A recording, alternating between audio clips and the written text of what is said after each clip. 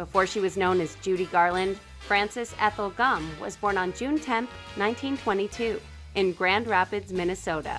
She started entertaining at 2.5 and signed with MGM at 13.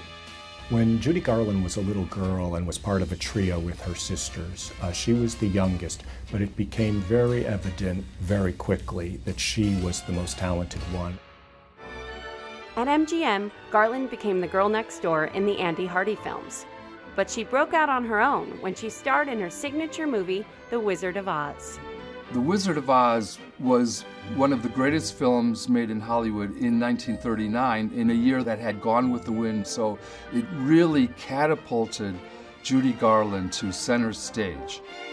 Garland scored top billing in her first adult role, in For Me and My Gal in 1942, and 2 years later starred in Meet Me in St. Louis, where she fell in love with her director, Vincent Minnelli.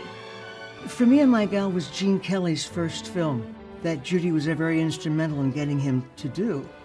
And to see them dance together and sing, it's just a joy. And of course, Meet Me in St. Louis, she did Have Yourself a Merry Little Christmas that became a standard. 1 year after the birth of her daughter, Liza, in 1946, Garland suffered a nervous breakdown and attempted suicide. Although she recuperated, MGM suspended her contract in 1950.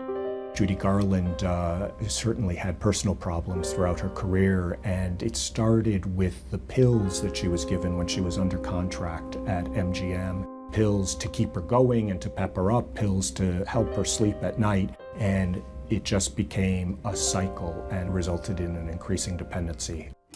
In 1951, Garland revived her career with a live show produced by Sid Luft, which earned her a special Tony Award. After marrying Luft, Garland earned an Academy Award nomination in 1954 for her role in A Star is Born. I loved A Star is Born. It was a big, big film for Judy, and it was almost like it was written for her. Although it's been remade, I don't think that anybody could touch that film the way she did. After appearing in a number of TV and live shows, Garland hit gold in 1961 with her Carnegie Hall concert. For 2 record album, Judy at Carnegie Hall spent 13 weeks at #1 and earned 4 Grammy Awards. The idea that a pop singer would go into Carnegie Hall and do a formal concert was pretty much unprecedented at that point. And Garland showed that you could take the American idiom and put it in the home of traditional formal concert music, and that it would be spectacular. Garland had her own Emmy Award-winning TV series in 1963 and continued to perform in concert halls, television, and film until perpetual drug use eventually took its toll. Judy Garland died in Chelsea, London on June 22, 1969. Judy used to say to me, "You know, Jim, they call me a living legend." And I said, "But you are." She said, "Really?"